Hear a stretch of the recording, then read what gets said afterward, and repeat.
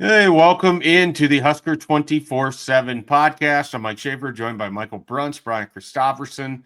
A couple days later this week, so we appreciate getting off schedule and you allowing us to get off schedule. But we are back here with some Nebraska off-season topics, and we're just going to jump right into it. There's going to be no preamble, no banter. We're just diving right into it.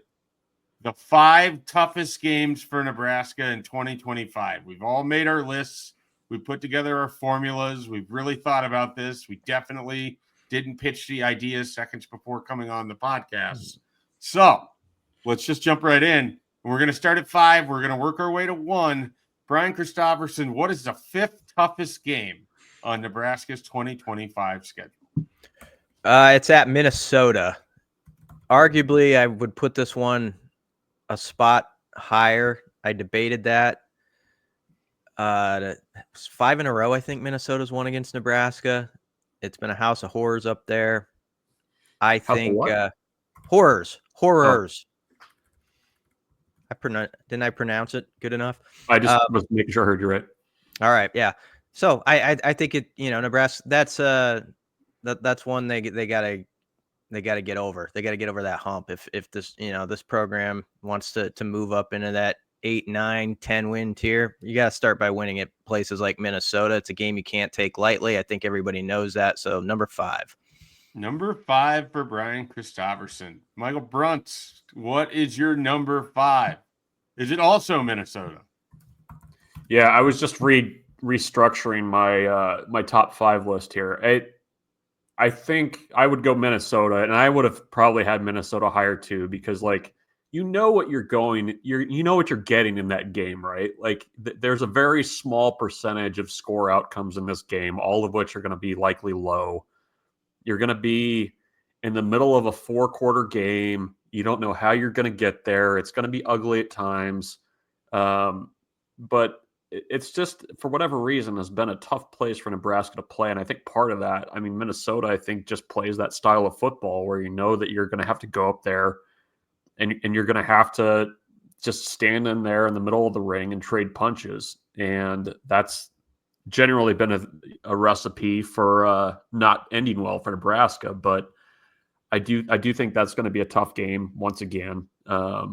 And yeah, that's number 5 for me. They're the 3, 4, 5 on my list. I feel like I probably could have reconfigured if I needed to, or moved them around and felt pretty good about it. You guys both said it. I have Minnesota to come on this list because I have it a little bit higher for all the reasons that have been listed, and I won't spend much time on it when we get there. At number 5 for me, I went ahead and just slid in the Black Friday special at number 5. You could argue that this game could be higher on the list, but I think Nebraska knows exactly what Iowa is. It's the same Iowa team that they've played for years now. It's the same type of game every single year where just small Nebraska mistakes, or sometimes very large Nebraska mistakes, are ultimately their undoing in a one-possession game that's going to be close and late in the 4th quarter. Can Nebraska prove that it's finally a team that can win these types of games instead of being the same type of team that has turtled in this situation almost every year going back to 2018?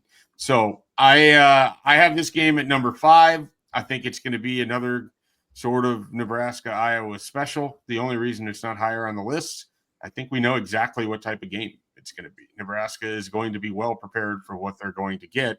The question is, can Nebraska be a better version of itself than what we've seen since 2018? So we will see if that changes on Black Friday, last game of the regular season there at the end of November. Let's go all the way back to Brian Christopherson at number 4. Yeah, I have Iowa at 4. That was the one I hesitated with, though. I almost flipped Iowa, Minnesota, actually. We'll see if Iowa can take a step offensively. They got a quarterback that I think they're excited about. He fits, I think, with what they do. You're right. We know exactly how this game probably is going to play out. We've seen it a lot of times. It's just a matter if Nebraska can get those detailed items right this time and really not trip over their own feet. It feels like that's often what happens in this game. And so can they avoid that? So it's number 4 on my list. Bruntz? Yeah, I've got Iowa at 4 for all the reasons that you guys have already laid out that don't need rehashing. You know what you're getting.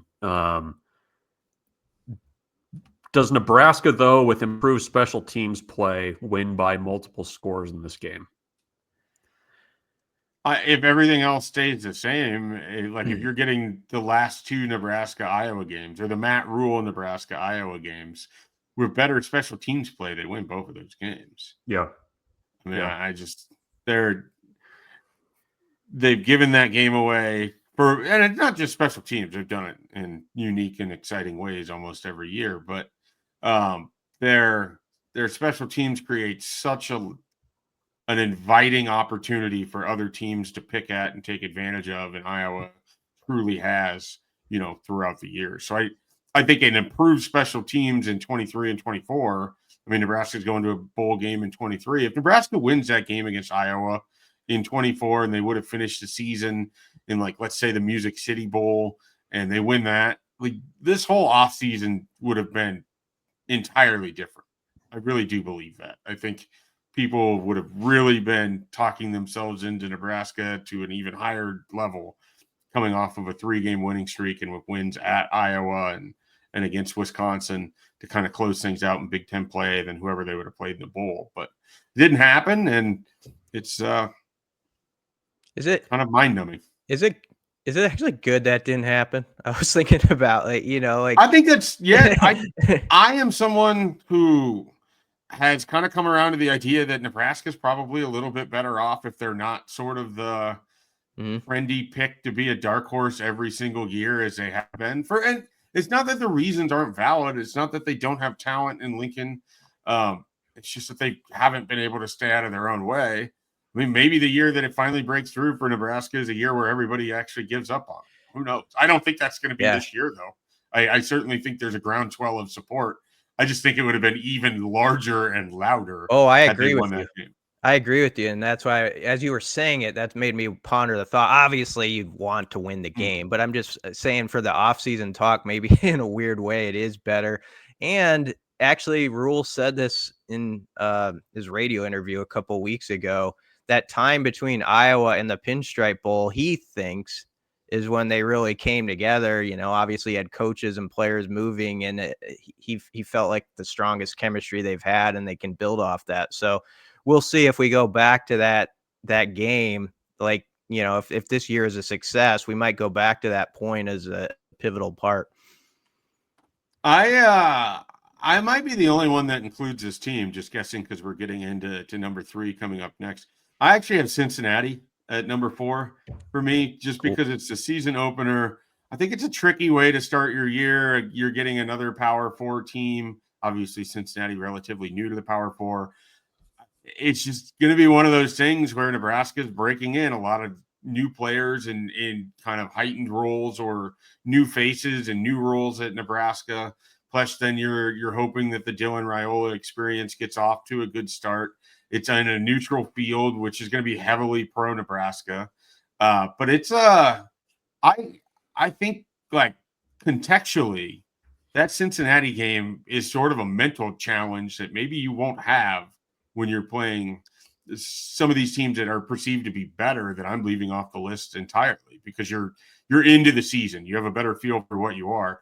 Those first game jitters, just a slow start or just being off just a beat, like that could end up costing you. And then you're 0-1 to kind of start the year again. And we know what that sounds like. So I actually have Cincinnati at number 4, and I suspect I'm the only one that has him. I will say real quickly, just to keep it moving, I have Minnesota at number 3 for all the reasons that have been laid out. And I just think that's, for whatever reason, a challenging contest for Nebraska, even though most years it's not that I think it's anything Minnesota's done. It's a lot of what Nebraska either hasn't been able to do or just simply gives away on the field that has cost them in that matchup with Minnesota so much. BC, who do you have at number 3? I have Michigan at 3. I think Nebraska potentially catches them at a good time earlier in the season, as we'll see if they go with Bryce Underwood or not. But young QB, we don't think Sharon Moore is actually going to be the coach on the sideline for that game for Michigan. Not supposed to be. Sounds like he's going to be. He's choosing to sit that one out. I think some people would have this a little bit higher, but I actually think Michigan last year maximized as much as they possibly could with that team to get to what were they 8-5. They kind of finished strong and won a couple to really stave off what I thought had the makings of like a 6-6, or even like at some points I didn't know if they're going to make a bowl game kind of team. And so I don't know how much they've grown from that, like as far as like how much weaponry they've added as far as their offense, and with the new QB, how that's going to look. They're going to have to get a lot better if I were to put them higher on the list than 3. But they are 3 because they're Michigan, and they're going to be tough in the trenches.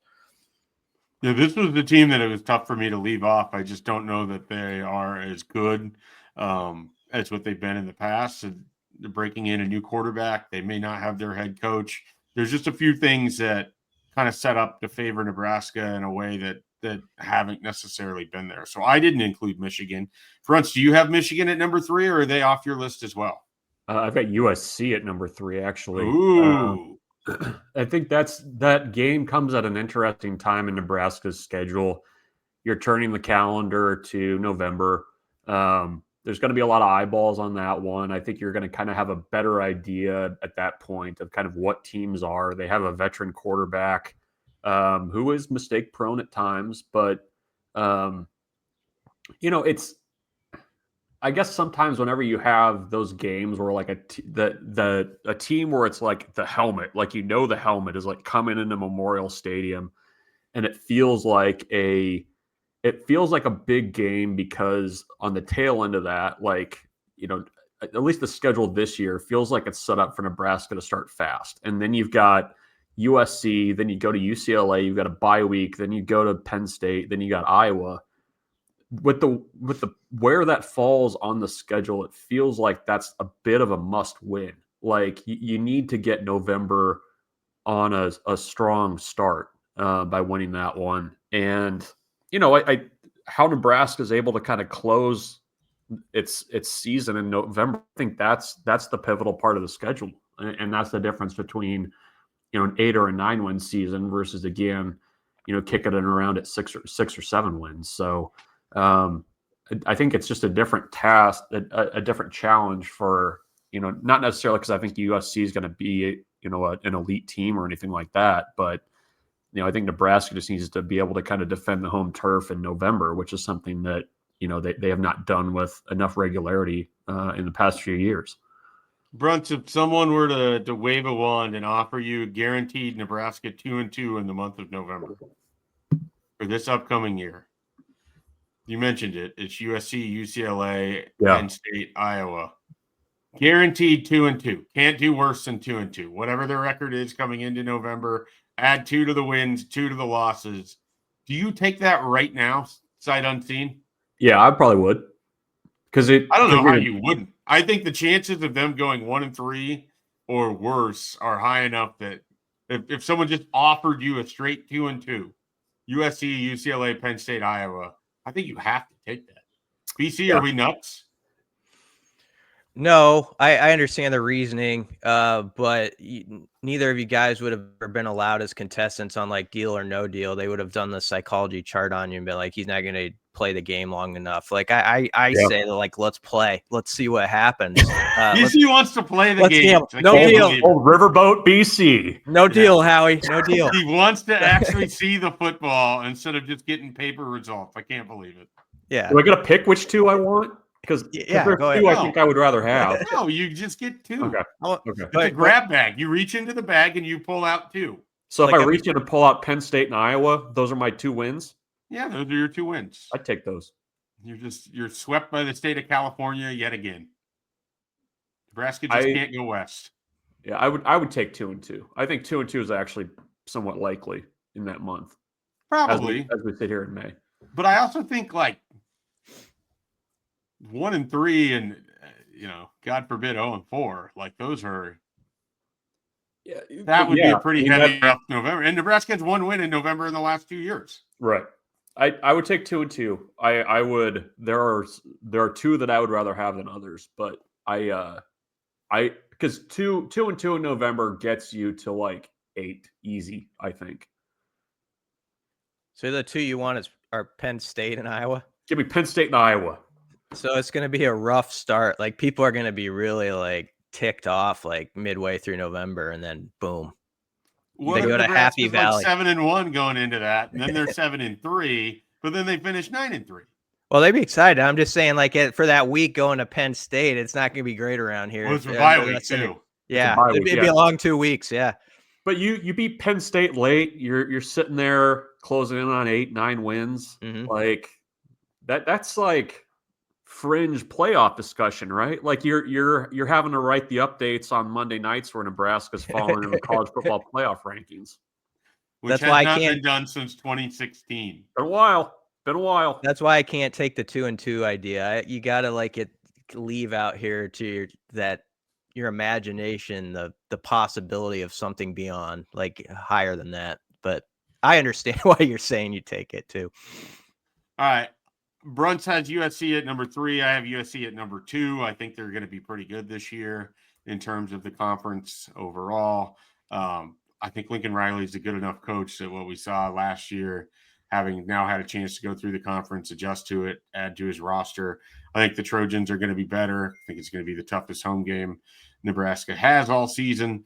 And I wouldn't anticipate a win against USC this year. BC, number 2 for you. Yeah, number 2 is USC for me because I think USC is going to be a little better than last year. I'm looking at the schedule for USC. So they come to Lincoln on November 1st, as Bruntz was saying, to start November. They have a bye week before that.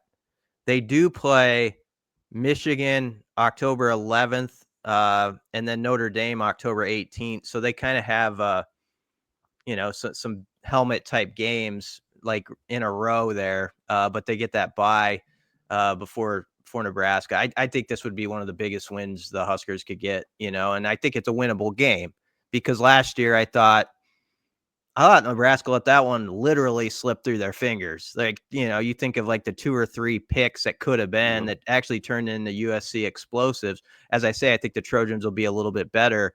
But Nebraska, I think, owes them a little something. And I think it'll be a little bit of a testy game. Those two kind of, maybe it was a Sierra Wright factor or whatever. They kind of got in each other's grill a little bit. It's chippy. Yeah, it was. And so I think there'll be some guys who remember that, and it'll be an emotional game. Will it be closer than the last time USC came to Lincoln? Oh, yeah. But our friend Todd Peterson got in the end zone twice, but it was kind of in garbage time, I hate to say, 49-31. Wow. He would say BC's taking within 18 points at home. He likes it. It was worse than that. He won't take 2-2, but he's taking the points. It was that score actually scrolled better than the game. Well, we'll see. We'll see what direction Bruntz goes, and if we're all going to pick a scrollable game for number 1. But Bruntz, who do you got at number 2? I actually have Michigan number 2. Okay. I think style of play is going to test Nebraska in a way that a lot of opponents on their roster won't, or on their schedule won't do. I don't know that this is not the most talented Michigan team that's ever going to roll into Memorial Stadium or has, but it's going to be a bit of a prove it game, I think, right? Because the discussion coming into that week is going to be about Nebraska's defense, whether that front seven's up to the task. And, I do think Nebraska can win that game for a number of reasons, but I do think it's going to be the type of game where, it's going to be a buckle up the chin strap game. You're going to have to play good defense. And, that's kind of the key. That game, I think, is kind of a launching pad type game for Nebraska too, where if you get that one, you're feeling pretty good rolling into the month of October. So, I do think it's going to be a challenge though, but I do think Nebraska can win that one. All right. So you had Michigan at 2. BC had Michigan at 3. Yep. And I left Michigan off entirely. Let's It's just like BC said about Todd Peterson, you think Michigan is garbage. That's what you said. I like the fact that you did that, though, opened you up to wherever you put Cincinnati on the list. I'm glad someone did. number 4. I think that's a tricky game. And with a quarterback who had Sorsby, who did a lot of good things last year. So I'm glad someone had it in their top 5 to at least recognize it. Yeah. Well, a little bit of difference in there, and we were all going to finish with the same number 1. So if you guys would like to rehash your 3 favorite moments of traveling out to Happy Valley, to State College, to all of that. I was talking to somebody over the weekend that's planning to make the trip out there for it. And he was like, there's really no easy way to get there. It's like, well, let me put you in touch with some veterans who can tell you about a Baltimore route that you might run into a freak snowstorm, the Pittsburgh route where you get the Franco Harris statue. Mm-hmm. You can try Harrisburg, but expensive to get in there directly and then get the rental car over, still an hour away. So, why don't you regale us with how you're going to get to Penn State and then why this is the toughest game on the schedule, Bruntz? Yeah, you take the Pittsburgh route. I think that's that's your best option. Pittsburgh, always Pittsburgh. Pack your best jersey. Yep. Bring that Hines Ward jersey along if you're going to want to hit on some ladies in Pittsburgh on Friday before the game. No, I mean it's Penn State's going to be a great team. It's a tough place to win. Period. It's a tough place to win. Certainly in November, although Nebraska's done it. It's an interesting game, though. I mean, there's a lot of there's going to be a lot of storylines. You've got the Rhule stuff, the history there. It's a big opportunity for Nebraska, but that by far and away is going to be the toughest game. Is there a press box at Penn State now? They took it down, and I'm like, you're going to be sitting out. We're going to be sitting outside. Yeah, it's going to be President State auxiliary style press box, last row of the stadium. Just some tables set up on the concourse with no internet. Mm-hmm. And no working ice cream machine. The difference in temperature is going to be about 400 degrees from what it was that night too, by the way. Yeah, that will be an interesting one for you. BC, I know you kind of have looked out at some of these teams ahead of the season. What do you know about Penn State beyond Drew Aller, who is their returning quarterback and probably the best returning quarterback in the Big Ten? I don't know that there's someone I would take over him right now today. You could make a case for Luke Altmaier, but I would still take Drew Aller, who looked really, really good at times at the end of last year. Yeah, he did. I haven't looked at them inside and out. I know that when you look at their results in the last few years, though, of course, the knock on James Franklin is he can't beat 2 teams, but he does seem to handle everybody else quite efficiently. And so that's why they're top of the list. I also think, though, this is a case where they're number 1 on the list, but I guess I would say I can squint and see opportunity here for Nebraska. Like, it's the type of game where if we're talking about this as the number 1 game on the list of toughest, you say, well, it could be done. There have been years where we would have done something like this, and like the top 2 or 3, you might have been like, well, that's going to be a bad game to cover. Like, I don't even want to be there type of situation. I don't feel that way about this one. So, the bet, hopefully Nebraska does have a little early November momentum. It's a decent weather game would be a big ask, but that would be nice too. But if Nebraska were, let's say, 8-2, or they're having that kind of year, this would be the type of game where suddenly you are playing in front of all these eyeballs to make your case for the big dance, so that's best case scenario. And what, like, if you want to drink half Kool-Aid, have it be half full, that you would think of it in that way. That would be some fairly tasty Kool-Aid. 8-2, 2 weeks left to go in the season. Probably wouldn't be a night game in November, but that'd be the probably CBS kickoff for that week. And November be a big Big Ten game. You'd think there'd be a lot of implications involved in it. So I'm with you guys as well. I have Penn State at number 1 for pretty much all the same reasons. it strikes me, guys, that the schedule is less scary in terms of the top end of it. It's just that once, if we said top 6, top 7, top 8, I still think there's some quality or relatively difficult opponents, going throughout. Like there's some real opportunities for Nebraska to trip itself up, on this schedule, whether it be UCLA or Michigan State or, even a Maryland could be difficult. And so, Penn State at 1 isn't nearly as daunting as when you're catching Ohio State when it looks like they're firing on all cylinders. But 7, 6, 7, 8 on that schedule still seems like it's going to be giving Nebraska a challenge week in and week out. Yeah, that's the main point. It's nice to do top 5 lists like this. It was fun, but like October 4th through 18th, you have that stretch of like Maryland, Michigan State, Minnesota. It's like, yeah, we got to see Nebraska handle that type of stuff.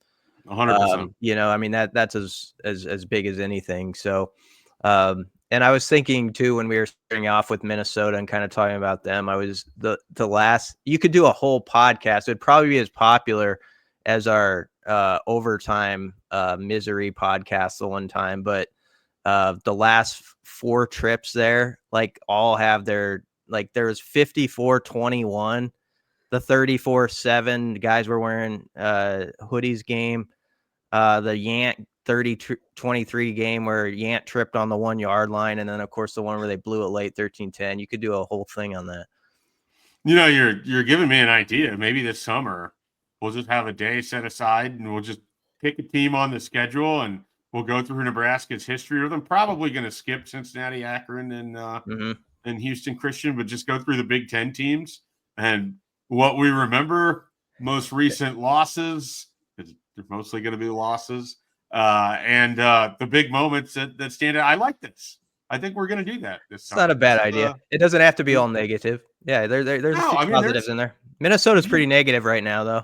Right. But you talk about Michigan State, and obviously there's the punt that everybody remembers, but you had the 9-6 game in the end of the first year of Scott Frost, that Nebraska won that game on a frigid day in Lincoln.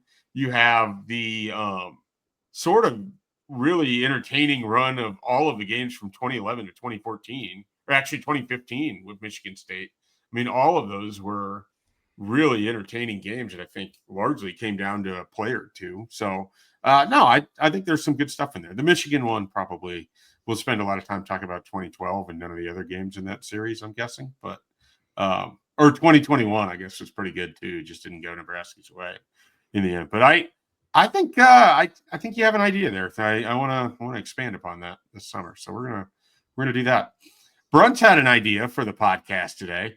He wanted to clap back at our colleagues at CBS Sports about their ranking of Matt Rhule at number 32 among all coaches. Bruntz, where would you have put Matt Rhule? I think my exact pitch for why we should talk about this was, hey, CBS released their coach rankings. We should talk about that. No, I thought you said that damn Tom Fernelli. Someone needs to hold his feet to the flame and go over these things. Yeah. I was just walking around the house this morning seething when I saw that. That's probably fair, isn't it? 32? He was 29 last year. 32 feels a little low. Like I could anything in the 20s, I think I would feel comfortable with. So what I wanted to do was just kind of look at like the coaches that are just ahead of him. So if you go to 40, it's Luke Fickell, and I think that's, or I said ahead, just behind him. I think that's fair. Jed Fish, I think that's fair. Dave Aranda, I think that's fair. Pat Narduzzi, Mark Stoops, Sonny Dykes. Like these are all coaches where if you're like, would you rather have Matt Rhule or this guy? I think I'm mostly fine saying Matt Rhule. It gets a little interesting at 34. You get Mike Gundy, who is sort of a sideshow, but also has had some outstanding seasons, has put Oklahoma State in position to have a lot of success.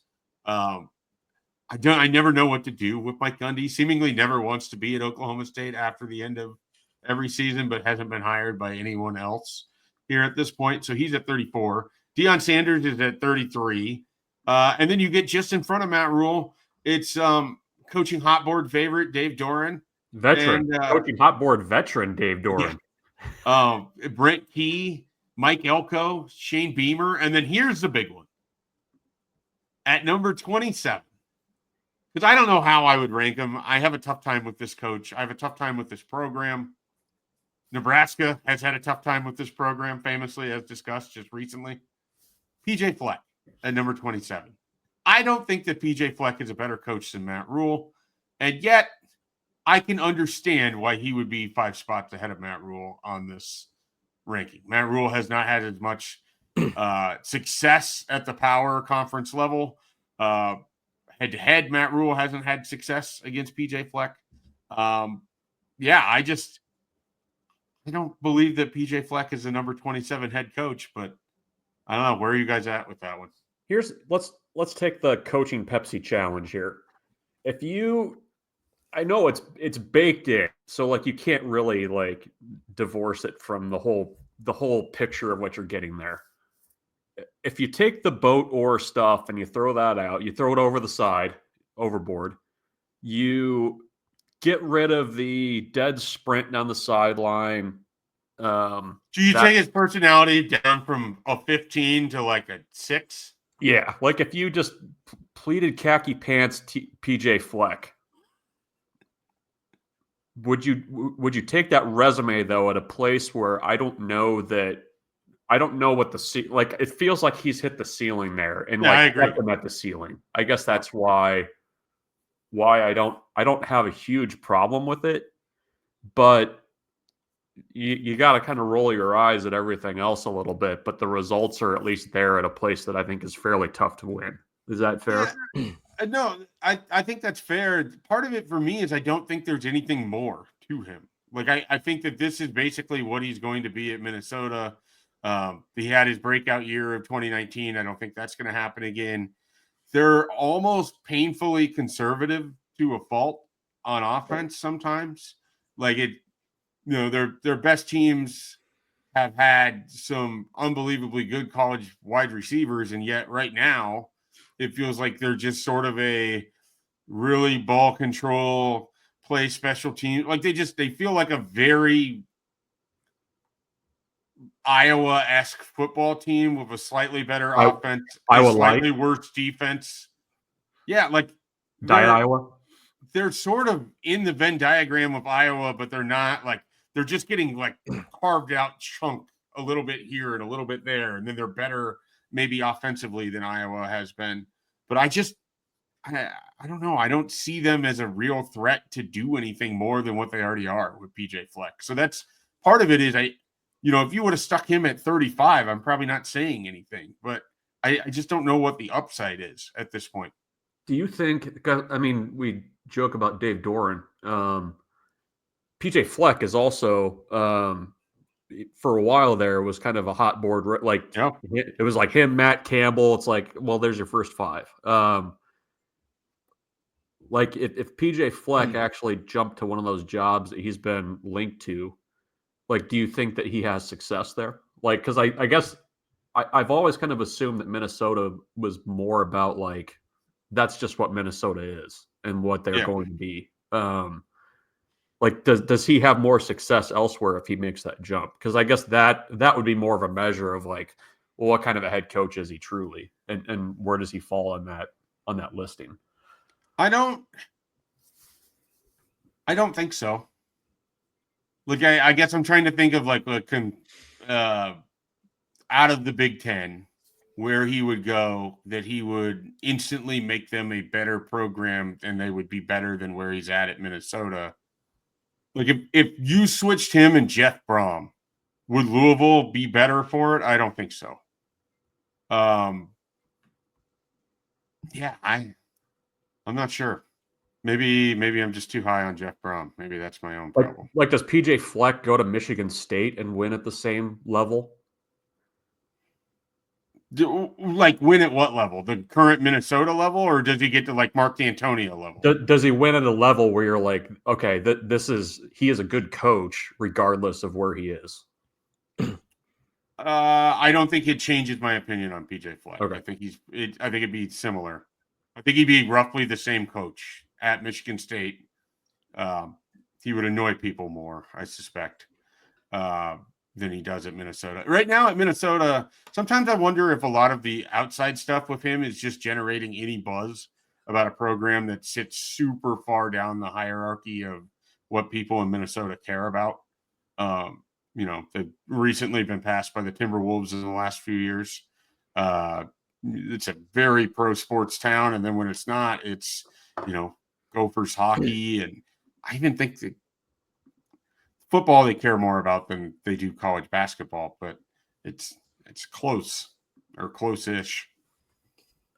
I don't think he's ever going to take you to the top of Everest, but I think he's always going to have good teams. And so 27 to me seems about right. I also think actually last year was one of his best coaching jobs because, and I wonder if he gets some benefit from that. I know you look at the 8-5, but think about, they started with that game where they lost to North Carolina, in a backup because the starter got hurt for the Tar Heels.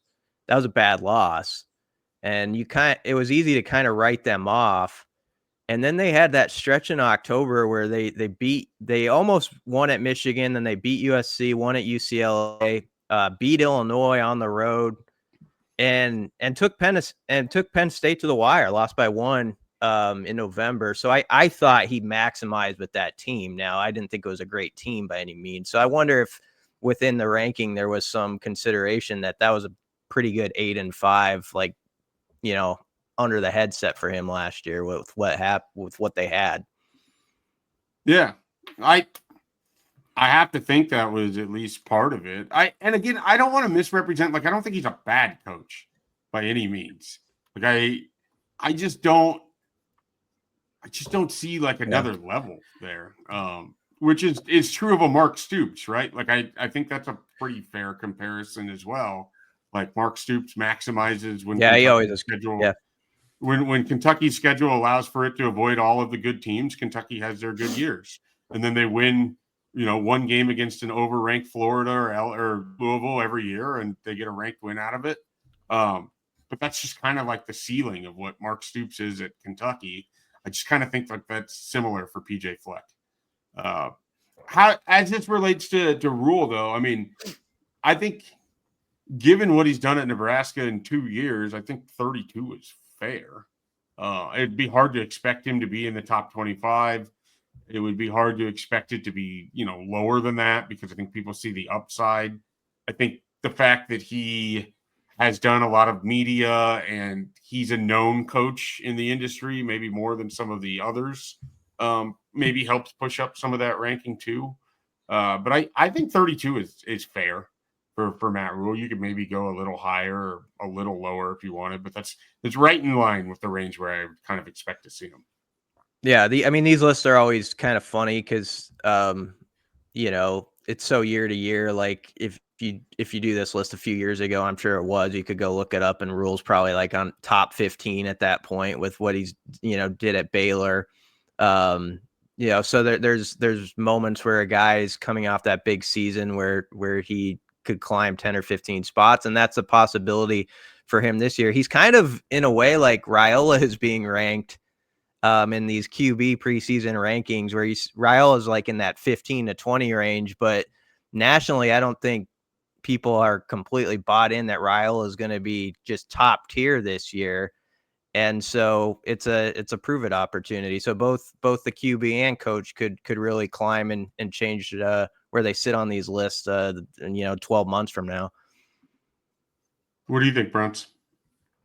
Yeah, no, I think it's fair where he is. I was just looking at the top 25 and kind of the borderline coaches that are right there. It's Norvell, Drinkwitz, Bielema, Rhett Lashley, and Siggs at Indiana. I don't know. I think that's fair. It'll be interesting to see where he falls after year 3, because it just feels like so much of a lot of the conversation around this season for Nebraska, kind of the add-on to every story is well, he's done this in year 3 at every other stop. So do you benefit from that? Do you get penalized if you don't do it? That next year is more interesting to me too. Because it's interesting too, the coaches that you named off in the 30s, there was a lot of volatility about where those guys were the previous year.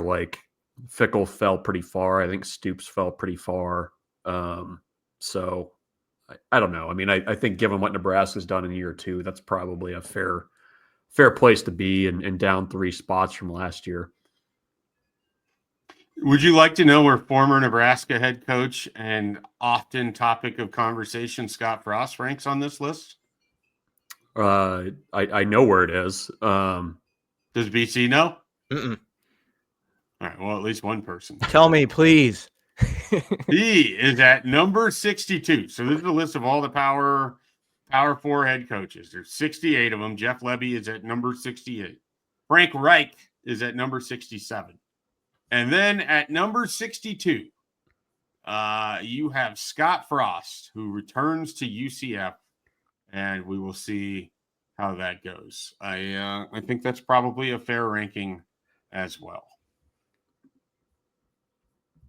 I'm glad we really hammered that because it just been in my crawl all morning. So, and that was probably about 7 more minutes than I was expecting to talk about PJ Fleck this offseason. So we also crossed that one off the list. It's a good conversation.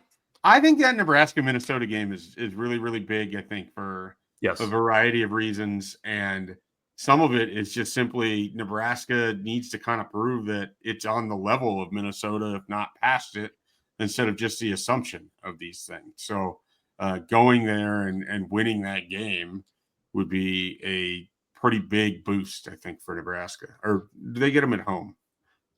Nope, they're there. No, it's October 18th.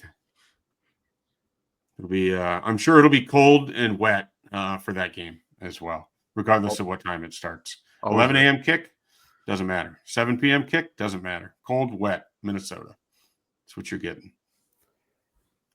All right, let's talk a little Nebraska baseball, where they are still alive in the Big Ten tournament, having won their first pod game. Now, for those not familiar, the pool or pod system, you don't actually get eliminated, but in this one, had they not won on Tuesday night, for all intents and purposes, Nebraska would have had almost no reason to play another game, but would have been scheduled to play this same game against Oregon, 6 o'clock on Friday night. Now, the winner of this game gets to advance to the semifinals.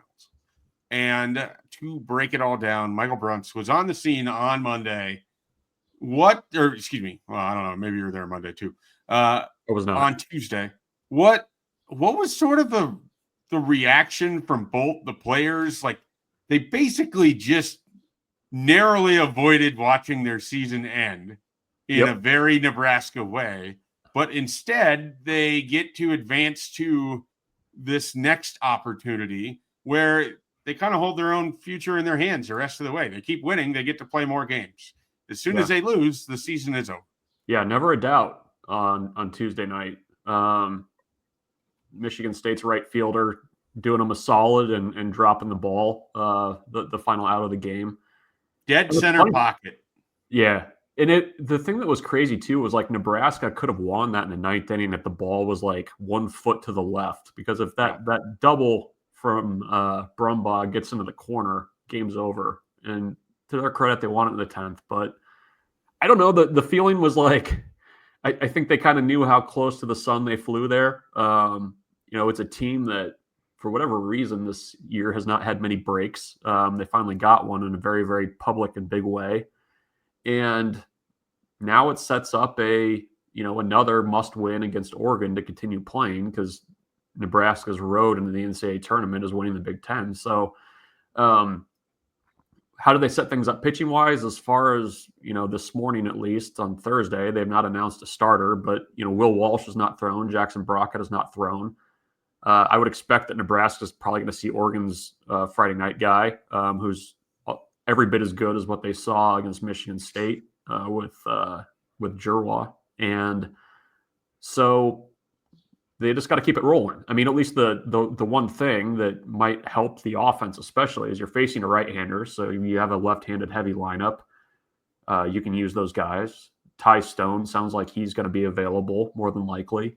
You might get Max Booten back from illness finally in that one as well, in some form or fashion. So I don't know. I mean, it sets up well for Nebraska from the standpoint of you're probably going to have a little bit of a bigger crowd. There's going to be some interest there. Top 25 team that you're facing. So you roll the balls out there, see what happens, and see if you can keep your season going.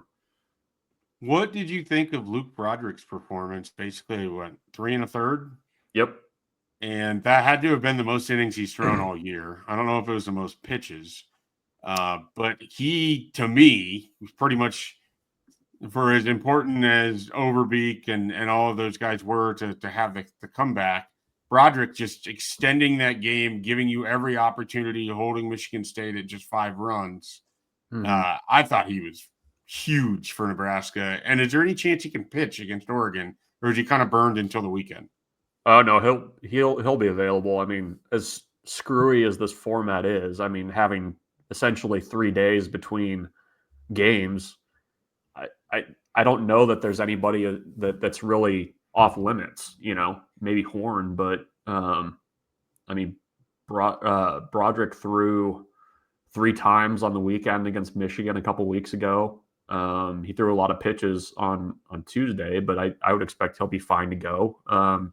Christo threw a lot of pitches. I would expect he'll be able to go. I mean, he's been a multiple time a weekend guy.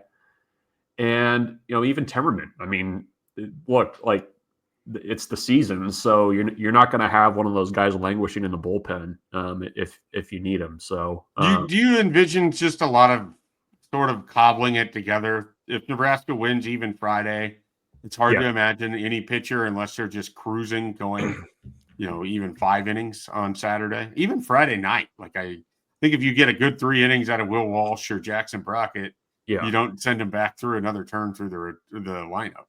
No, I mean, and I think generally Rob Childress is fairly quick with the hook anyways. So they'll match guys up. There's a not very small, but there's a smallish circle of trust in terms of who can get outs, I think. And anybody that's in that group is going to be counted on. So if you could get 3 or 4 innings out of whoever you start on Friday, I think they would take that in a heartbeat and then kind of set it up behind them with your veteran arms out of the bullpen. And I mean, Broderick's part of that. Christo, Casey Dice, who felt like he was warming up for about 6 innings in that game the other night. He's part of that too. So, I mean, it's Oregon's a really good team. Lineup that can absolutely mash it. They can pitch it, and Nebraska's going to have to play. Really take advantages of their opportunities when they get them. They did that to a degree against Michigan State, and they're going to have to do it again. Can you give me an oddly specific prediction for Friday night's game?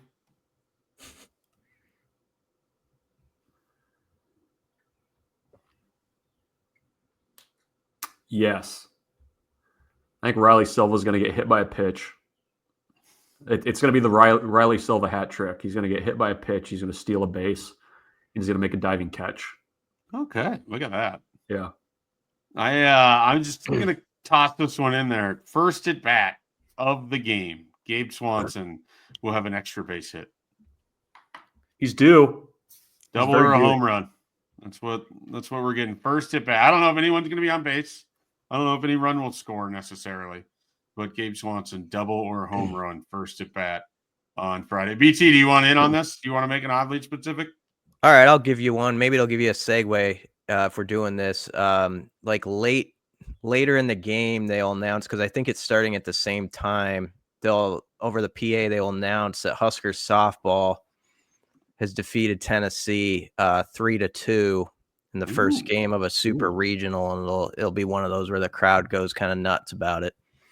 Let me jump on this transition right here. Nebraska softball in a super regional for the first time since, I believe, 2014, where I don't remember who they played. There was a year where they played Oregon and a year where they played Florida, kind of back-to-back right in there. I don't remember which year was which. First super regional for Nebraska in a while. They have quite possibly the best player in softball right here in Lincoln's own Shohei Ohtani, I guess, if you will, in Jordan Ball. She has been phenomenal. We don't talk a lot of softball. I have watched when they have been on TV because they are entertaining. they're a lot of fun. I hope this continues. I really like Rhonda Revelle. She's an institution inside the Nebraska athletic department by herself. But this season has been a lot of fun, and it goes just beyond Jordy Ball. Like, they've gotten big performances from other players as well. Bruntz, I know that you're kind of tied into the softball world a little bit. In what way? How am I tied in? You have like friends that are former softball players. Yeah, and you know about softball. You knew about Jordy Ball before other people knew about Jordy Ball. That's true. I follow it. I followed it. They're a fun team. Here's what I like about them. They're never out of a game. Like, they just bludgeon teams in a way that's really fun. And not just, Jordy, but it just seems like a team that really enjoys playing. And the thing that I like, I was watching the press conference after they wrapped up the regional in Baton Rouge, and at no point did I ever get the sense that it was like, hey, we're just happy to be here. Like, this is good for us. We're comfortable with going to a super. It's like, no, we're going to go to Tennessee and we're going to try to win the damn thing and get to the College World Series. And I kind of like that. I mean, they play with an edge. I think part of it comes from her, but yeah, it would not shock me if they went down there and beat Tennessee. Like, it just feels like one of those kind of special teams that just kind of has that extra gear that they can go to. Yeah, that's my very tight end softball take, by the way. Softball correspondent Michael Bruntz. Yeah. I didn't just make this up. Bruntz has connections to the Nebraska softball world. I have a few. I'm not just talking out of my tree here. Very loose. He started laughing, but it's true. Yeah. There's some connections. ESPN sent in their top crew, Holly Rowe and Jessica Mendoza behind the mic. They kind of hid the LSU regional. Like, it was just on streaming the whole weekend, right? Well, aside from I was into it last weekend. They did, you're right. But LSU Southeastern Louisiana was on Friday night, and I was intrigued by who Nebraska was going to play the next day. And I got really roped into that game. And then I got really roped into Texas A&M Liberty on Sunday, number 1 overall seed going down. And it is a great sport when it gets down to this. It's always a great sport, but especially for the viewer, the TV viewer, when it's down to like these 16 teams, it always kind of catches my eye, and I can't leave the set. And I'm a person who likes to limit my viewing to, like, okay, I got my Twins here, I got this, and that's the time I have for sports. But I make extra for softball. When it gets to like the super regionals, I'll watch some. I was at a house on Friday where there's a 2 TV setup, and one of them was on the NBA playoffs and the Celtics and the Knicks, and everybody was just paying attention to the jump around show that was the softball, where they would just go into the live action of the different things going on. I think Grand Canyon, Arizona, were playing a bit of a barn burner, and it's entertaining. I mean, the softball regionals, honestly, baseball regionals too. It's just a great, when those games are going on, especially during the day, you just throw it up on the TV if you have the kind of job where you can work from home. There's a lot of drama. It's always entertaining. The regional aspects are they make both softball and baseball a ton of fun. So we'll see if Nebraska baseball can join Nebraska softball. Maybe not as a super regional, but can Nebraska baseball get to a regional with a big weekend? Bruntz, is there a hitter or a player that absolutely imperative that they play great for Nebraska to have any chance of pulling this thing off? Well, I mean, if you could get Gabe Swanson going, I mean, that's kind of always the ultimate spark. But I don't know. I don't know that's been the thing about the lineup this year, is it really hasn't been just like one guy that's carried things. Like, there's been some balance there, for better or for worse. So, I mean, given how last season ended for him, I think that's been the thing all year. Is it's like you're just like waiting for him to break out, and he hits a home run or doubles or something like that. It'll be like, okay, is this it? Is it going to happen now? And it hasn't. So I would be okay with a late Gabe Swanson heater. We've deserved this, I think. Swanson surge. Yeah. Give me that.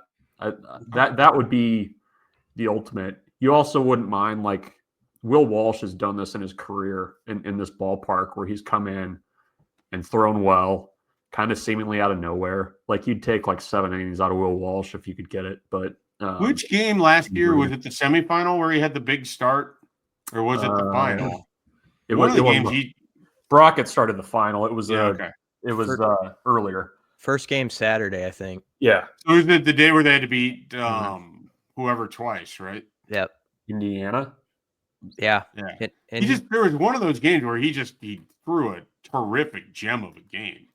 He did it. He's done it in that park a couple times. He did it last year in the tournament. He did that against Creighton one time too, where he went like 8 innings. They ended up losing the game though. The bullpen blew it late. Brett Sears came out of the bullpen and gave up the lead. Right. But if you could get a Walsh or a Gabe Swanson catching fire, you'd take that, I think, for Friday.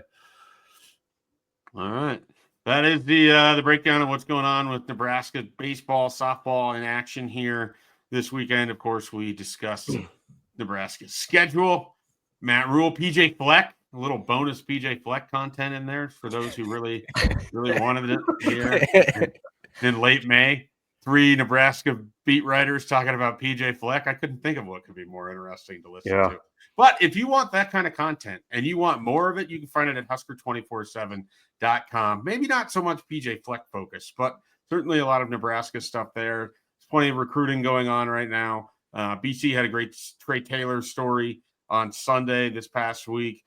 Plenty of stuff to be found at Husker247.com. So for Michael Bruntz, Brian Christopherson, I'm Mike Schaefer. We're Husker247. We'll catch you next time.